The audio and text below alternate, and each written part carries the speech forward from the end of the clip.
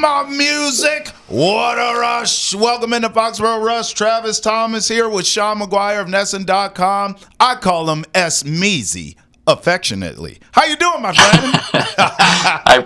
I appreciate that affectionately not lying too, Trav. I appreciate that. Of course. You know it's always love between us, man. I'm looking forward to the show with you. And I thought about you because, and we'll just jump right in here. I saw Chris Godwin's comments, and we'll play the sound bites here, about, hey, you know, that New England Patriots thing was real. It almost happened, but I chose Tampa. You know what? Don't hear it from me, S. Mizzle. Let's hear it from Chris Godwin himself. Take a listen. Yeah, I mean, to be honest, I feel like it was like we were like really close. I think that when it comes to a situation like that, like you have to really, really consider it. And me and Mariah, we had some really tough conversations, like with my agent.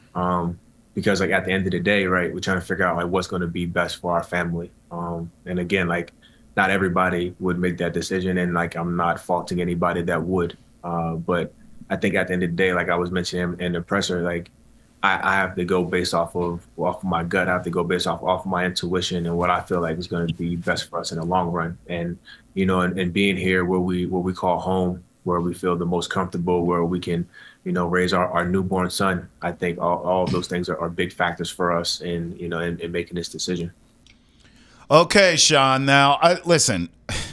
I mean, we've heard everything now. We've heard every excuse in the book as far as getting offensive players to New England. Remember, it was a girlfriend thing with Calvin Ridley. Yep. Then we've heard taxes. Chris Godwin saying, well, actually, it was just a gut feeling telling me to stay here. Like, bro, I mean, how many more excuses are we going to hear about these offensive players?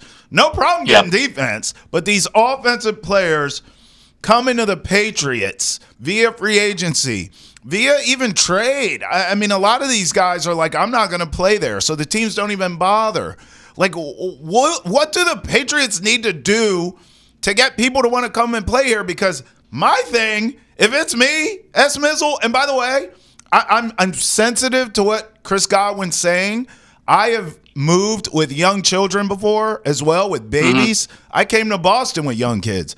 But you know what did it? It was Boston. It was the opportunity. It was the money. I mean, hey, if we're going to use a comparison here, there's a great quarterback here at Nesson too. Like, I mean, honestly, you get Drake May, you get money. I love the area. I don't know what the problem is, S. Mizzle. What is it in your mind getting offensive players here to town? I think it just comes down to the uncertainty. And it's one of those things like the Chris Godwin example, I do think I look at it like a little bit different than the Ayuk, than the Calvin Ridley, those sorts of things. Just reflecting on those guys, there was a lot of uncertainty when it came to the quarterback, when it came to the coach, when it came to all that stuff. Now you have more certainty when it comes to that. I think Mike Vrabel, and we heard a lot of the offensive or the offseason signees kind of talk about Vrabel in their press conference last week.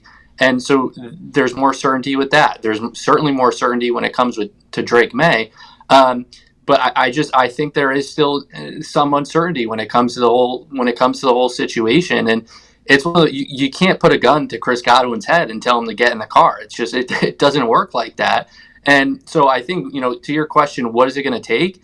I think it's pretty simple. I think it's going to take a wide receiver to come here and to excel, to produce in the offense, to produce with, Drake May and Josh McDaniels and those guys. And, that's the easy part, right? But how do you get that receiver to produce that's the hard part. And does that come, is that a free agent? Is that like Mac Hollins, who the Patriots just signed? I mean, he had a career year under Josh McDaniels. Maybe is it him excelling and, having another career year for the Patriots? Or, this is, I think, the most likely, and this is how I think of it, you got to draft and develop. You got to draft these guys. You got to draft them high. You have to develop them and hope that they hit. And then eventually, maybe you get some free agents to kind of, down the road. They see how these younger guys developed in the Patriots offense, and, that makes it more likely for them to come. So I think it may be a convoluted answer, but I think it comes down to me. It's you got to draft them, you got to develop them. Yeah, I think that's a fair point. And you're sort of looking at it from a long game kind of viewpoint, which I understand. Exactly, I think most people would agree with you, Esmeezy. So just to play devil's advocate, I'll look at it from another side. Listen, I mean, you kind of alluded to this a little bit, but I just think at this point, and it looks like the Patriots may be doing this on the short term, just build a dominant defense. And you say, well, okay, what does that have to do with the offense? Well, listen, I mean, and it's kind of what you're saying in a different way. You're saying at some point, hook or crook, whether it's draft, trade, free agency, whatever it is, at some point a wide receiver will shine, and then that will invite others to do it. I'm looking at it from Vrabel and this current brain trust with the Patriots, seemingly to me, are focused on the defensive side of the ball. So what I'm thinking here is you're going to build something that's undeniable. We can already see Drake May's talented, but I think Vrabel's going to come in, build the culture of toughness, build a absolute monster on defense that'll bloody your nose. That's going to keep him in games. That's going to win some games. That's going to cover a lot of spreads in my world. It always comes back to gambling. But I do think it will send a message around the league to available, free agents, guys who went out of town, get traded, even incoming rookies, to your point. I think it sends a message of, man, if New England can just get that offense right, they're going to be special. I like Drake May. I love their defense. I love Mike Vrabel. I love the culture they're building. I want to go help. Does that make sense, Esmizzle? Yep. I think guys will look at New England as an opportunistic place to go offensively because they already got the coach, the quarterback, and the defense right.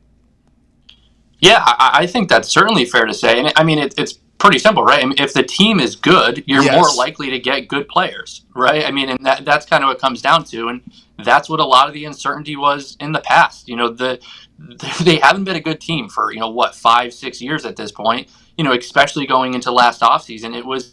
The roster was really bad at that time. So it shouldn't have came across as a huge surprise to not see some of those guys, again, mentioning Calvin Ridley and Ayuk as two that kind of stick out. It shouldn't have been a huge surprise to see that they didn't want to come here. But I think, with what you just said, just building the roster overall, it doesn't need to just be, at receiver. Building the overall roster, I think, is going to help a lot of these receivers think like, all right, I could be the missing piece here, and I can elevate this team, and we could win in New England. So I definitely think, to your point, just building the overall team, the overall roster at different positions under Vrabel, I think definitely will help. Well, I mean, obviously, one way you do that, and you said this, is through the draft. And now I'm looking at these mock drafts. Esmizzle, I can't get enough of these mock drafts this time of year. I'm not like you and George. You and George start doing all these mock drafts at Christmas. And I'm like, bro, can we get through the season? But now I'm all in. Two guys I respect. Daniel Jeremiah and Mel Kiper both have Travis Hunter going to the Patriots at 4. And for this conversation we're having, I mean, bro, this is a guy, he can help you on both sides of the ball, but certainly if the Patriots draft Travis Hunter at 4, does it not feel like they're going to want him to focus in more so, not that he can't play corner, but more so at the wide receiver side of things? Don't you sort of, isn't that kind of obvious? I mean, obviously, with the moves we've seen in the offseason free agency on the defensive side, I would think if Travis Hunter's on the board and you're taking him, that's to be a wide receiver 1. Is that fair to say, Sean? Yeah, I definitely think so. And I would have said that, and I think I did write something about it a few weeks ago or months ago at this point, just that, it was Daniel Jeremiah kind of almost recommending, he sees Travis Hunter as a wide receiver. And it's essentially, the Patriots should hope that Travis Hunter takes that advice. A lot of the quotes that came out of the combine kind of made it sound like Travis Hunter is up for, he would like to play both sides, but he's willing to kind of put it on the team. And if that is the case, I think that would be great for the Patriots. And to your point, I think it's kind of a no-brainer when it comes to, wide receiver over corner when it comes to New England specific. It's just the Patriots, before they even signed Carlton Davis, they already had Christian Gonzalez. That's right. So they had a lockdown corner to begin with. Now they had a second, really good cornerback too, to pair with Christian Gonzalez. And I think it's a no-brainer that the Patriots could really use much more help at wide receiver than corner. And I also think of it like a little bit. It's not so much like we're thinking this super long term. Like, maybe Travis Hunter comes in and he's a really good wide receiver for 2 years or 3 years. And then they think, you know what, let's see what he can do on the other side of the ball at that point. So I just kind of, the benefit that he brings, obviously he's one of the top talents in the draft because of his versatility. But he's one of the top talents because he's one of the best wide receivers in the class. So I definitely think it would be, beneficial to the Patriots. And I would assume that's how that's the lens they're looking through. I would give the kid a percentage. I'd be like, we know you want to split 50-50 like you did in college. Yep. We can't give you that. We're the NFL. You're not the biggest cat in the world, although I did like his measurements at the combine. Clearly heavier, clearly been working out. He looks yoked. So I think his body can hold up in certain scenarios, but I don't think it's 50-50. If I'm the Patriots, I'd be very honest with him. And I'd say, listen, this is going to be a little more 70-30, 70% to wide receiver. I see it a little differently. I don't see this kid, and I love him, and you know it. I've been banging the drum for this. Yeah. But I don't see him coming in day one and being wide receiver one out of the gate. Like all of a sudden there's a Justin Jefferson here in New England. It's not going to happen. Yeah. I almost look at him as an accessory to what you already have. Your wide receiver room's not very good. So I'm just going to plug him in there. They're all young. They're all hungry. They all need to get better. They're all raw. They all need coaching. They all need Josh McDaniels' system. Like I would just plug him there and say focus in more so on the wide receiver side of things. But there are going to be moments when we want you as a third corner, and you're just going to line up and be a better man. You're going to line up in man and be better than the guy across from you on the corner side, which I think he's more refined. He's more polished. Personally, I think this kid could be an all-time great corner, but I respect that he wants to do both.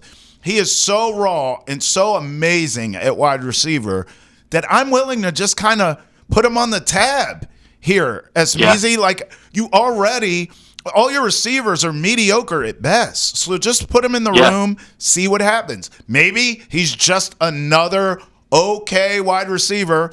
Well, good. We're wide receiver by committee. We always hear that with running backs, right? In these embryonic stages of Drake May's development, we are going wide receiver by committee, and Travis Hunter's a part of that. And oh, by the way, he's a damn good third corner for us too. I don't think there's anything wrong with that.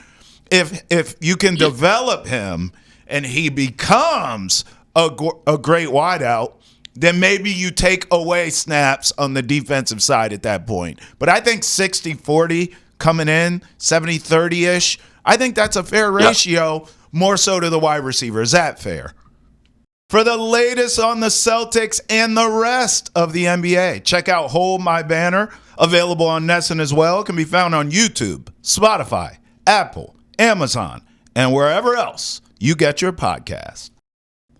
Yeah, and I would actually say that I feel much stronger about him coming in as a wide receiver. I think he would be the best wide receiver in the room immediately. I mean, the receiver room is it's not good. No. And, you have the Patriots, you have a lot of teams around the league, just based on reports that have been, kind of trickling out, that view him as the best receiver in the class. And, that's ahead of, Tech McMillan and a lot of those other guys. They view him as the best wideout in the class. And with that, I'm not saying that he's going to come in and be a Garrett Wilson right off the jump, but I think that's some of the comparisons that I've seen. And man, if the Patriots could have someone like that in their wide receiver room, I think, he's obviously the top talent there. So to your point about like the splits and things when it comes to offense, defense, I think, I know what you mean, 75-25, 70-30, that sort of thing. I just, more than anything, I think the biggest thing, if you draft him and if you bring him in, to your room, to the Patriots, you need to make sure you're not putting too much on his plate.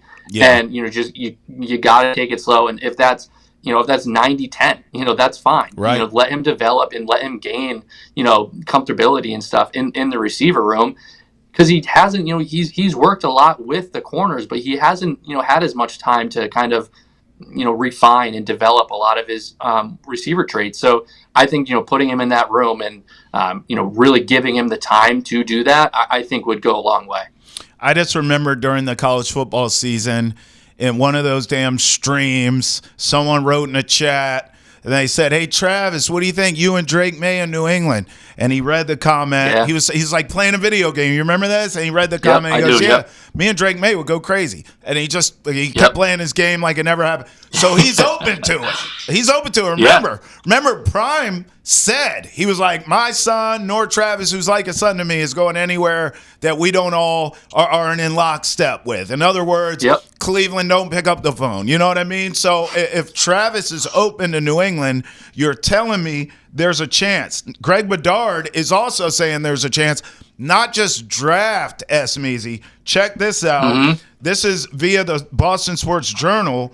He says, "I still believe in my bones that the Patriots will find that receiver via trade among the likes of A.J. Brown and Brandon Ayuk." Listen to these names. The latter is the best option given the fire sale in San Francisco, but he won't be ready until at least midseason after that major knee surgery. I don't love this. Let's react to this. So let's start with A.J. Brown.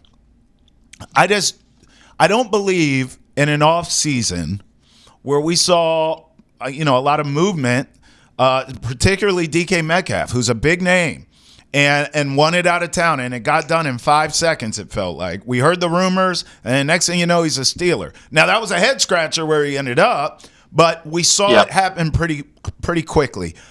I just don't believe at this stage, and I could be wrong, I know draft night's coming, I don't think A.J. Brown's getting traded. I'm just not buying it. You're coming off a Super Bowl. Yep. He's not pouting right now. I think A.J. Brown stays. So I'm curious your thoughts on that. And then Brandon Ayuk, I'm going to be honest with you.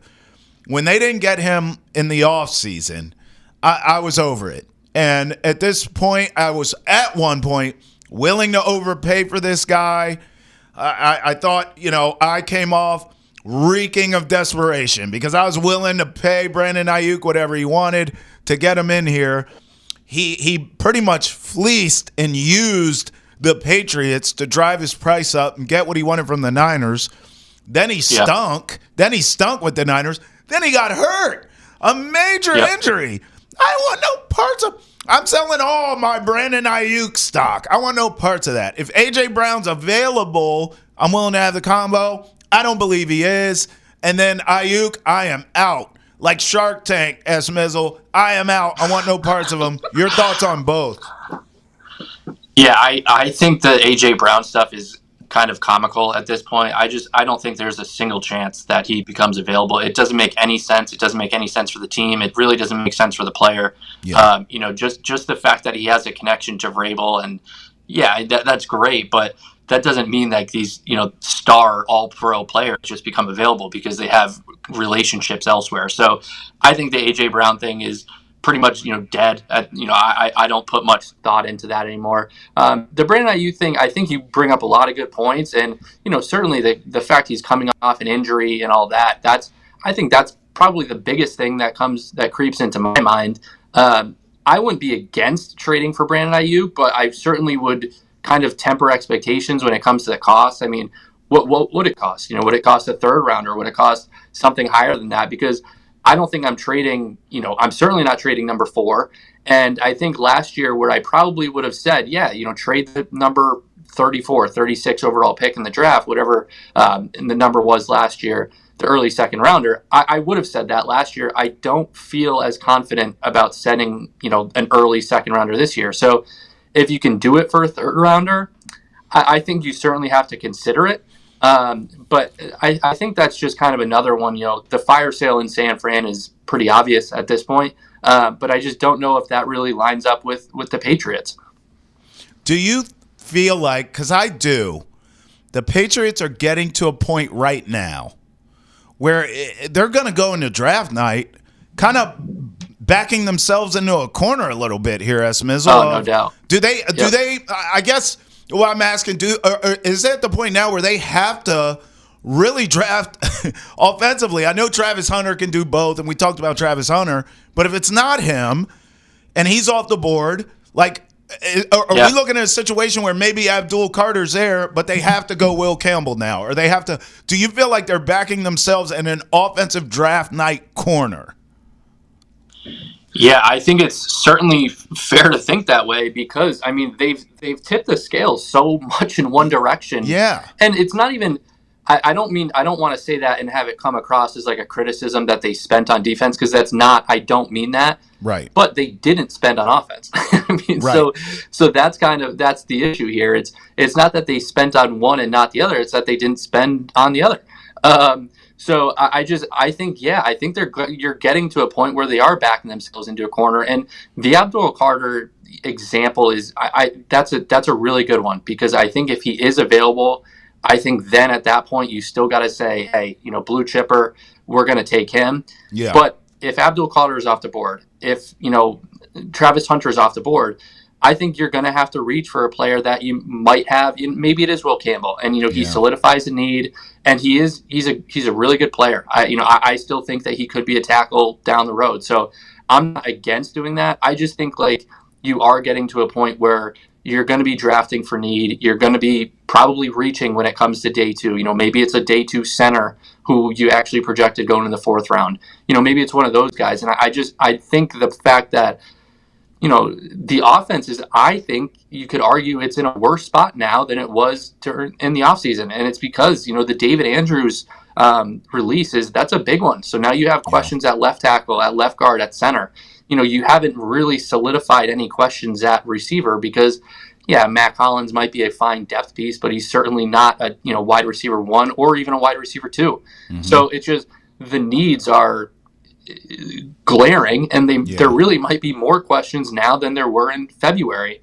And so, sure. I would, long story short, I would agree that I think the Patriots are probably backing themselves into a little bit of a corner here. Yeah, I think they're in a position here. I mean, listen, only talking draft-wise, you're going to have to get a number of starters. Obviously, the offensive line still needs to be addressed. You're going to need a couple linemen. And I would say either or here.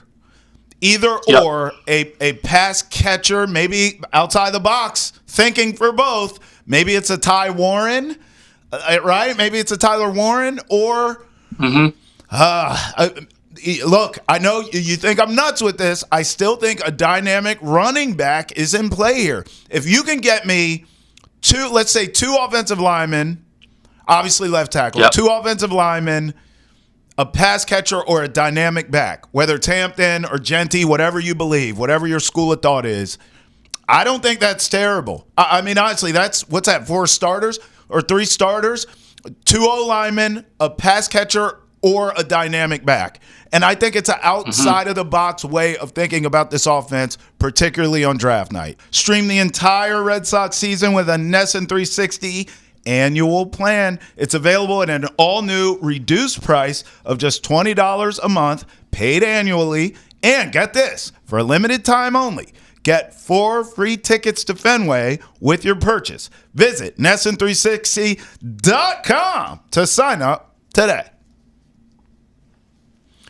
All right, Sean, I mean, listen, I can't get enough draft talk. So let's catch up with our guy, Trevor Sikkema. He's a lead NFL draft analyst for PFF, and he's a co-host of the NFL Stock Exchange for even more. More draft. He's Trevor Sikkema, lead NFL draft analyst for PFF, also co-host of the NFL Stock Exchange. Trevor, excited to have you on Foxborough Rush, my man. How we doing today? I'm doing great, guys. I appreciate you having me on the show. I'm excited for this one. This will be a great convo. You guys just recently, you and Connor Rogers on Stock Exchange, did your own first and second round mock, so God bless you guys for going 2 full rounds. But it was awesome listening to that.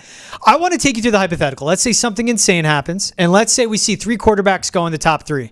Jackson Dart earns his way to not just move in front of Shedeur Sanders, but someone takes Shedeur at 2, and then Jackson Dart at 3, or vice versa. Cam Ward goes. The New England Patriots, as we focus on this pod, at number 4, they have Will Campbell, Travis Hunter, Abdul Carter sitting in front of them. Oof. You are the man that puts in the final card. You have the final say. You and Mike Vrabel are in a great relationship. What are you doing, Trevor?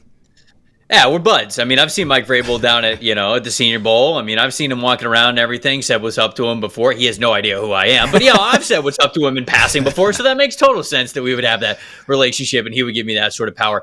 It would be very intriguing to trade back. I would have the phones open for probably 15 straight minutes, the entire time that I would be allowed to have there. And my phones would be open and I would listen to all sorts of offers. I mean, I think that Carolina jumping up from number 8 could make sense. I think that, certainly maybe the New York Jets want to do the same thing, make a statement, go up and get the player that they want. The Chicago Bears, if they want to get aggressive.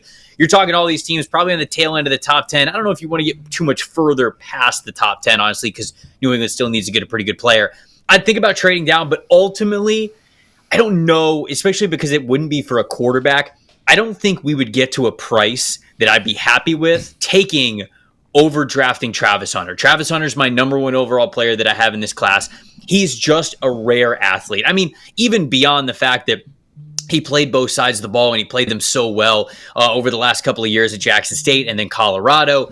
It's just that he's the type of athlete that he is, the playmaker mentality that he have. We hear that from just some of the greatest athletes of all time. Sometimes, of course, they have to be extremely talented, but it's then that mental ability and how they process the game and just who they are as a playmaker that puts them in those top tier categories as some of the best that we can name. And I feel as though Travis has that sort of mentality to him. So I would not be passing on this player for much. And in New England's case, if he got to number 4, I'd be picking Travis Hunter for them. Trev, I'm with you. You are just preaching to the choir, my friend. I've been all over Travis Hunter to the Patriots. I hope it happens on draft night. But I have to ask you, what's up with the Jackson Dart stuff? First of all, I think Shedeur Sanders, let me start there. He's being disrespected throughout this entire process. I still think the gap between Cam Ward and him is not that far apart, personally. I know Cam Ward's a little bit better of an athlete, but I think Shedeur is going to be a really good high-end pro quarterback. And this Jackson Dart stuff, who I do like, but it's still a system there at Ole Miss. What am I missing? I guess two-parter. Why Jackson Dart is rising up, and also why is Shedeur continually getting disrespected throughout this process? What am I missing, Trev? So I'll start with Jackson Dart. And Jackson Dart to me kind of feels like, hey, we just need to talk about the quarterback position. Now, me saying that feels more insulting than it probably should be because like you said, there are things that he brings to the table that you could like. He's got a baseball background to him. He's a very natural athlete. He plays with a lot of moxie, a lot of confidence. And I've loved him in Lane Kiffin's system. Now, he teaches him how to read defenses a little bit, but it's more of, hey, we're going to put this defender in conflict. Read, if they're coming up, you put it over his head. If he's staying back, you hit him underneath. And so he's got an understanding of those things. But there's some late game situations. I know everybody points to the Florida game, but there's some other games as well where he sort of struggles in those 2-minute drills, which can be not only end game situations, but also end of half situations, right? Where, okay, things might be going a little bit off script and you have to sort of be able to make a play. Sometimes he doesn't always have the best judgment there. I don't want to say that he can't get better in that area because I feel like he has over the years, but it's tough to just guarantee that that's immediately going to get better at the NFL level. So I think the reason why the NFL is trying to sort of pump him up here is, one, we know that people just need to talk about quarterbacks, and there's often more teams that need franchise caliber quarterbacks than we have to pick in draft classes. I think this is probably an example of it. There are things to like about his game. I just think it's so much more comfortably mid to late day 2 area, right? And instead, now we've got to talk about him as a top 10 potential pick because of teams that are so desperate at quarterback. When it comes to Shedeur, I like Shedeur. I want to be very clear. My pro comp for him, he reminds me a lot of Teddy Bridgewater. And I love Bridgewater when he was coming out of Louisville. I thought that the things that he brought to the table, the ice in his veins, how he was able to read defenses, how he could stand in the pocket real tough and take hits and deliver throws, Shedeur does a lot of those things well. But both, like Bridgewater, both are a little bit limited when it comes to escapability and mobility there. And I don't think they have elite arms. So to me, when I think of Shedeur, I think he could absolutely be a starting quarterback in the NFL, but is he going to be a tier 1, tier 2 starter? That's where you sort of lose me, or that's the highest end of his of the possibilities that we could have with Shedeur, where, again, I like him. I wouldn't be picking him in the top 5. He's another guy that, for example, Pittsburgh sitting there at 21. They kind of need a quarterback. I'd probably think about him there at 21. I'd think about him at the back end of the first round. I think about him at the beginning of the second round. But that's where I am with him. I like him as a player, but I think he is more of just like he's going to be a solid starter for you at the NFL level. He'll give you some big moments, but I don't know if he has that get out of trouble type of arm talent to him. And that's what worries me, taking that step to the next level in the NFL. I like the Bridgewater comp. I want to go back to Travis Hunter since we do agree on that. So let's say Patriots take him at 4. What's your mentality of how you play this kid? Because you and I are in lockstep in terms of this team just needs playmakers, period. So are you leaning more wide receiver and then packages for him at corner, or vice versa? What are you thinking in terms of the usage if the Patriots do draft him at 4th?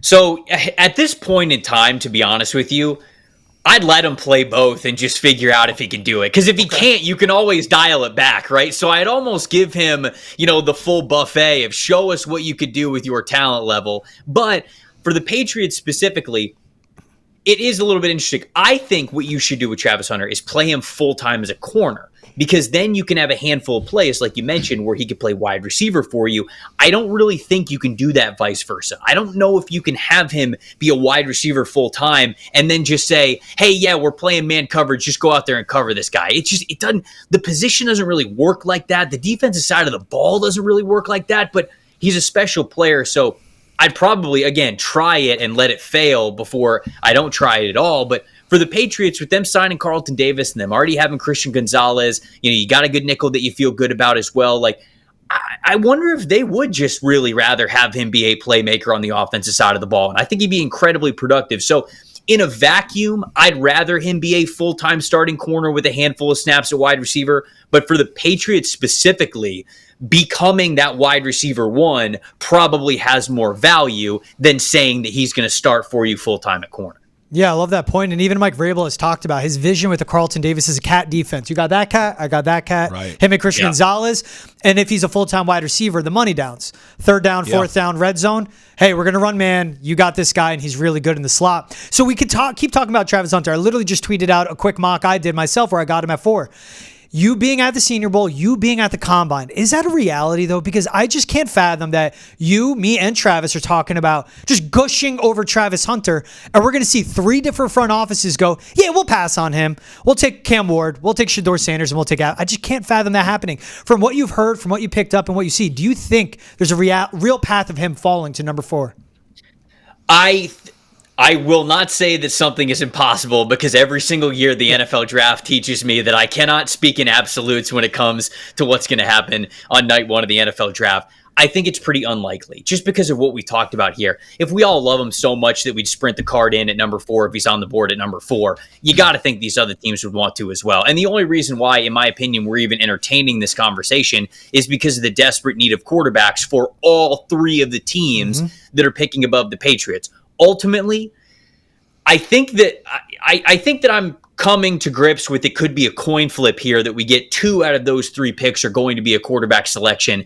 I think it's very unlikely still that we would get 3 out of 3 be quarterback selections. And if there is one that isn't a quarterback, whether that's the Giants or whether that's the Cleveland Browns, I think that Travis Hunter will be the pick for one of those teams. He's just too good to pass up, in my opinion. And again, you just talk about the rareness of who he is as a football player. Even for as great as I think Abdul Carter can be in the NFL, I wouldn't be passing on a player like that. So there's always a chance. There's no doubt about it. But I feel like it's pretty unlikely that all 3 teams would pass on a kid as talented as him. I think situationally with the Giants, they took care of their front 7. They have a good defensive line. They have Malik Neighbors. They need help on the back end. Perfect thing, Travis Hunter full-time corner. You line up Travis Hunter opposite of Malik Neighbors. No matter who your quarterback is, all of a sudden, the guys that they've been in on, now they'll be coming to New York. So say it happens the way you're mapping it out, because Abdul Carter is elite. Travis Hunter is elite. Cam Ward's going to go top 3. Yeah. What do you make of Will Campbell? Because he has a lot of fans inside the building in one Patriot Place, Gillette Stadium. What do you make of Will Campbell as a prospect? I love him, man. I really do. I mean, like, just the way that this guy approaches the position, you absolutely love it. And I mean, if I think that, a lot of people bring up the Joe Thomas example right? When they talk about offensive tackles who ended up being great, that didn't hit the arm length or the length thresholds. Now I want to say this right off the bat. Will Campbell's arm length and wingspan are much less than Joe Thomas's, like just right off the bat. So it's not like it's completely an apples to apples. But in his defense, the reason why Joe Thomas was able to overcome some length deficiencies for playing in the pros is how he approaches the game. Will Campbell has that. Will Campbell is cut from the same cloth in that regard, and he gets asked these questions about his arm length and everything. And the thing is I love listening to him at his podium, and I've listened to some podcasts and some other episodes where he sort of talked about the arm length, and he just goes, "You guys aren't breaking any news to me. It's not like it's like, what do you mean my arms are short? It's like he's sitting here thinking that was never the case. I mean, he knows that, and he even said he's like, look." I don't really lose because my arms are short. I lose because of other different things. Is it an area of my game where I can say, okay, I can win with length? No, I can't, but I just have to be conscious of that. So what I'll do is I'll go into the lab and into the film room the week before I'm watching a guy, and I'll say, okay, does this guy like to win with length? Because if he does, this is how I need to disrupt him. If he doesn't win with length, okay, then I don't need to worry about it as much. So the thing about it is he is so high football IQ that he can mitigate a lot of those lack of length reps that you would see. And so to me, he is a true football player in how he approaches the game, how he studies the game. Obviously, he's a great athlete from what we saw at the Combine as well. I think he could play tackle in the NFL, and I think if he's not going to play tackle, he'd be an all-pro caliber type of guard for you. I've even talked about him potentially playing center and being an all-pro center if that's something that he is comfortable with. So I really think the world of Will Campbell, and whether or not you draft him at 4 simply comes down to, well, if he's a guard, do you think it's worth it for you at number 4? If you're just trying to draft the best offensive lineman, he's my top offensive lineman in this class. Wow, love that breakdown. And that's, I think, a great point that you make of, all right, I know the length is where my shortcoming is. I need to be guys other ways. And he embraces that. You did tweet out, and I'm not doing this gotcha thing, and because I loved the context that you gave to it when measurements came out at the Combine. From you tweeting, Campbell's 77 3/8 inch wingspan would also be the shortest wingspan of any offensive tackle at the Combine since at least 2011. Wow. So with that, that's a shorter wingspan than Joe Thuney, who's bumped inside. Yep. Peter Skoronski, bumped inside. Yep. Gray Zabel, shorter wingspan than him. He will be bumped inside. When you saw those measurements, and a guy that's been at the Senior Bowl, I know they've been up and down. It's insane how inconsistent the measurements are. Is that a massive red flag, though? Or do you think because of what you just laid out, and I understand it, that no, this guy can be an outlier to this wingspan? Well, first of all, you can never prove that I tweeted that. You can't prove it. There's no way. No, I'm just kidding. I'm just messing with you. Trying to use my own words against There's me. an edit button here. No, but I think that's great. I think it's great what you laid out, because I love that comp to a Joe Thomas. I do. But look, you are 100% right, and there's a reason why I tweet that out is because you have to understand we're not just talking about Will Campbell, his arms are a little short. No, his arms aren't just a little bit short. They're historically short for over the last 15 years of NFL drafts. So you just need to think about that part. But we have seen in the past, whether it's been Elijah Vera Tucker, for example, or you mentioned Joe Thuney, these guys who have had to scoot out the tackle in a pinch, who have been able to hold their own because of how well they approach the position and how smart they are. So to me, I've always been very confused about why Peter Skoronski did not get more of a shot to play offensive tackle in the NFL. And this is now 2 regimes with the Tennessee Titans, both Vrabel's regime and Brian Callahan's, that they're like, nope, he's a guard, 100%. We're not even trying him at tackle, even when they have had offensive tackle needs. So perhaps the Vrabel connection there makes you think that if the Patriots are drafting Campbell, they're going to draft him as an interior offensive lineman, which again, I say, that doesn't mean that he's not the right pick at number 4. It just means that you have to be okay with that, because I think a lot of fans look at it and you go, well, you don't draft a guard at number 4 overall. Well, if you think this guy's going to be a perennial all-pro player, you do, because you had the worst offensive line in the NFL last year. You gave up the most pressures of anybody in the NFL. So you're not going to pass on a guy like that just because, all right, maybe, and here's the thing too. It also sort of depends on what they think of let's say Armand Membu or Kellen Mix Jr., right? Because if you love both of those guys, like if you look at Armand Membu and you go, that's also an all-pro offensive tackle, then all of a sudden the conversation does become a little bit different. I'm okay with them drafting Will Campbell at number 4 if they clearly go, well, Will Campbell is the best offensive lineman in the class, and we think the other guys are good, but Will Campbell is that much better. Don't pass on that player just because you aren't exactly sure if he's a tackle or a guard. Your offensive line does not have the luxury at this point in time of you passing on a more talented player to be able to do that. So that's sort of the conversation. Everything's sort of contextual when you talk about where players would go for certain teams. And I think that's the correct context that we need to operate under when we're talking about Will Campbell in New England. I just love that Trevor owned the tweet, explained both sides, and both made complete sense. I just wanted to say that to you, my man. He owned it. The edit button, it still says, that's like the 5th version of the tweet, though. I'm really confused. We check receipts, Trev. Listen, here's a receipt for me that George will tell you. I can't stand talking offensive linemen. Now, if Will Campbell's there and Travis Hunter's off the board and Abdul Carter's off the board, by all means, okay, fine. Guard, tackle, doesn't matter to me. Center, whatevs. They need offensive line help, as you said. So I guess this is maybe a philosophical question because you and I talked about Travis Hunter if he's there at 4, but none of us think he will be. How about Abdul Carter? I mean, look, Trev, if you're in a scenario where it's Will Campbell or Abdul Carter, what do you think the Patriots do? Because I know I'm going Abdul Carter because he feels potentially generational to me, although that foot does concern me. Everyone's not making a big deal out of it. Oh, nothing to it. I'm like, the hell it is. That concerns me a little. But if he's there at 4 and I'm the Patriots and I'm Mike Vrabel, who values the defensive side of the ball, I'm going after that kid. Do you see it that way, or is offensive line such an area of need? You could see Will Campbell going over Abdul Carter.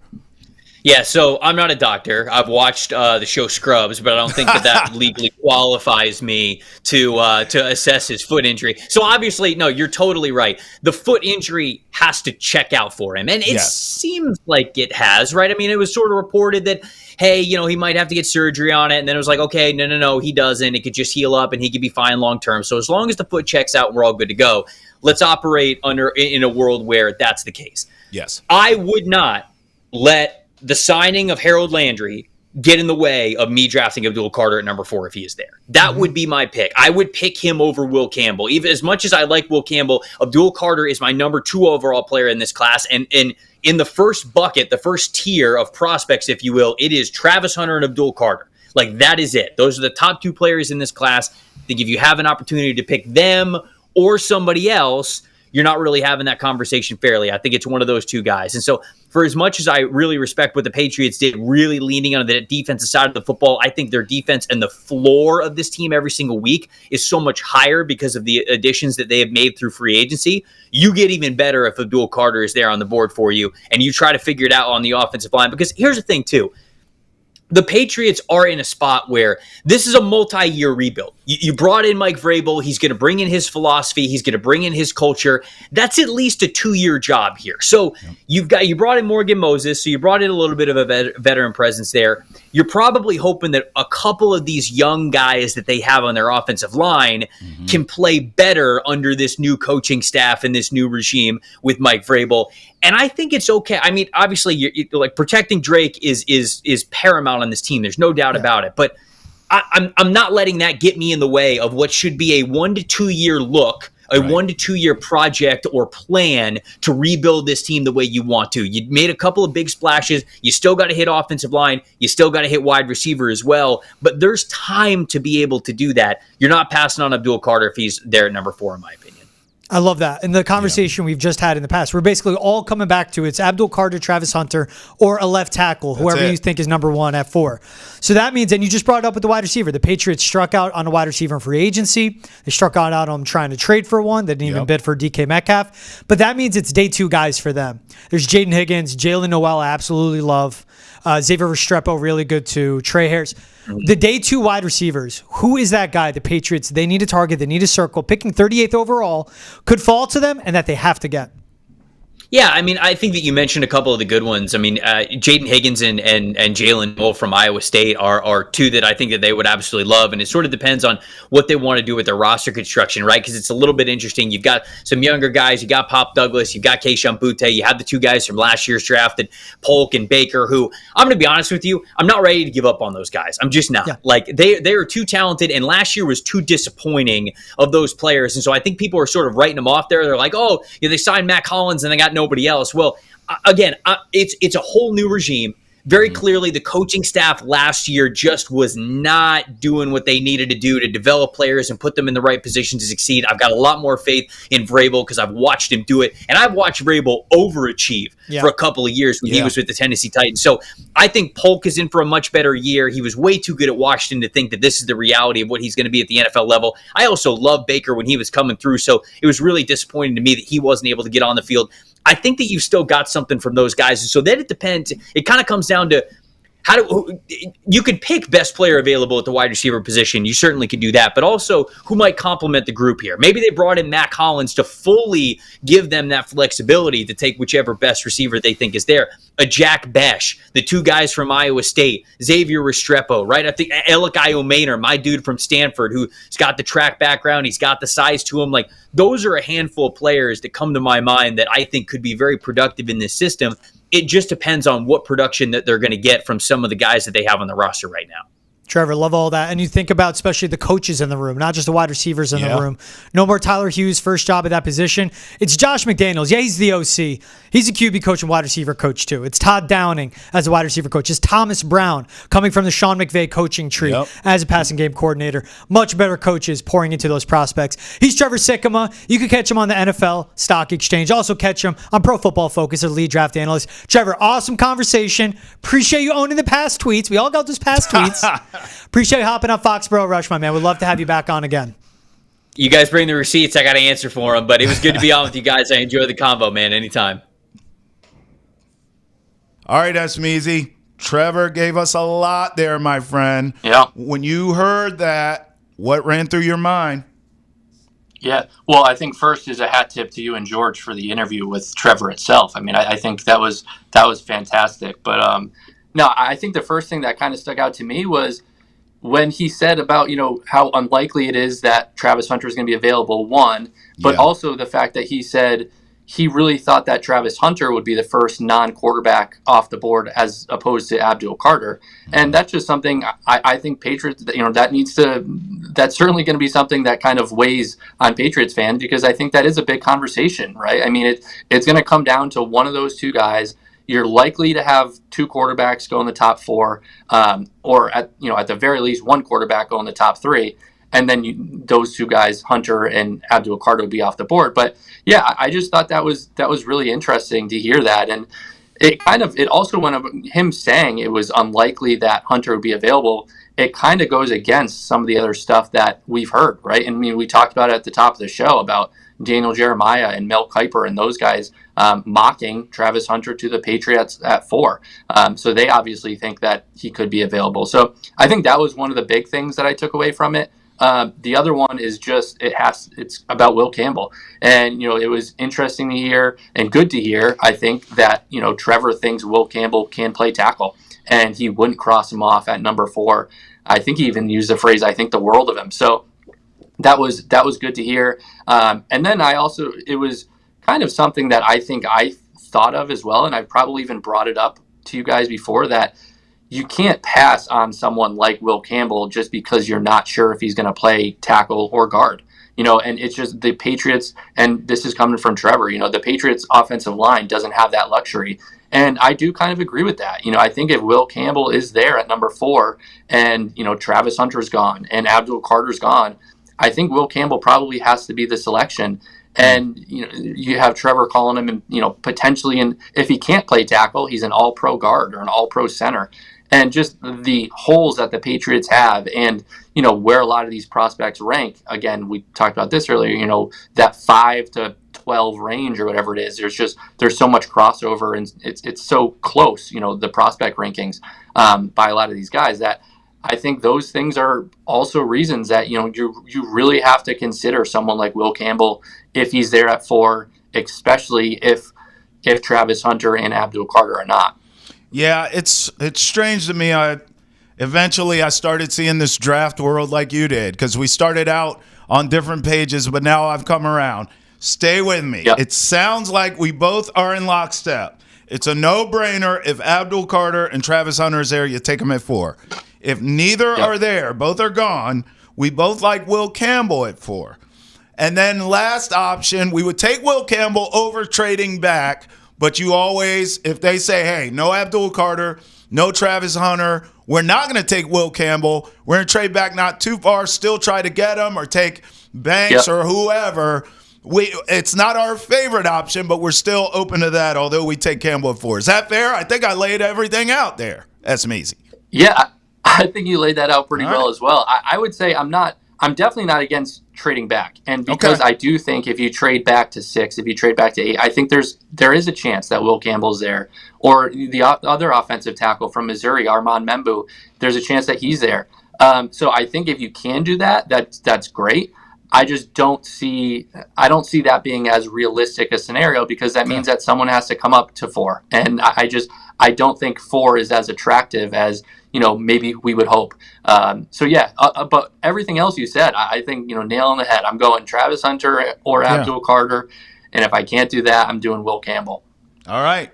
Hey, from your lips to the football god's ears, my friend, for Sean McGuire, Travis Thomas, we appreciate you for rolling with us inside the Foxborough Rush. Until next time, peace.